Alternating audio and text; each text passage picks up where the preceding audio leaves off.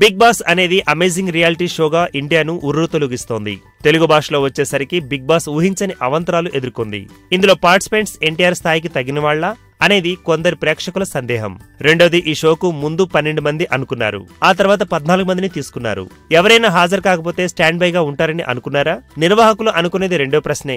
ఆదిలోనే అపశకనం అన్నట్టు తొలుత పాల్గొనవలసిన భరత్ యాక్సిడెంట్ లో మరణించారు. రెండో పార్టిసిపెంట్ ముమైత్ ఖాన్ డ్రగ్స్ కేసులో ఇరుక్కున్నారు. మూడో పార్టిసిపెంట్ నవదీప్ ఎందుకో తప్పుకున్నారు. బహుశా తాను డ్రగ్స్ కేసులో ఇరుక్కుంటానని ఊహించాడో ఏమో అని అంతా అనుకుంటున్నారు. ఇలా బిగ్ బాస్ షోకు ఎన్నో అవరోధాలు ఎదురయ్యాయి. ఇలాంటి షోను ఎన్టీఆర్ ఎందుకు హోస్ట్ చేస్తున్నట్టు, అసలు ఆయన యాటిట్యూడ్ ఏంటి, ఈ ప్రోగ్రామ్ లో పాల్గొనడం వెనుక ఉద్దేశం ఏంటని ఆయన్నే అడిగారు మీడియా. దీనికి ఎన్టీఆర్ స్పందన ఇలా ఉంది. అసలు ఈ తరహా ప్రోగ్రామ్స్ పై అవగాహన లేదు, ఎలా పాల్గొనాలో ఎలా మాట్లాడాలో తెలియదు. కానీ ఈ షోకు హోస్ట్ చేయడం సవాల్గా భావించాను. ఛాలెంజ్లు అంటే నాకు చాలా ఇష్టం. ఈ షోకి నా స్టైల్లో నేను చేస్తున్నా, ఎవరిని రోల్ మోడల్ గా తీసుకోలేదు. మారుతున్న తెలుగు ప్రేక్షకుల అభిరుచికి అనుగుణంగా ఈ తరహా ప్రోగ్రామ్స్ చేయాల్సిందే. స్టేజ్ పై స్పాంటేనియస్ గా వ్యవహరిస్తాను, ఎవరిని అనుకరించను అంటూ ఈ ప్రోగ్రాం పై తన అంచనాను అభిప్రాయాన్ని స్పష్టం చేశారాయన. బహుశా అందుకేనేమో ఆయన ఈ ప్రోగ్రాం ను ఒప్పుకున్నారు.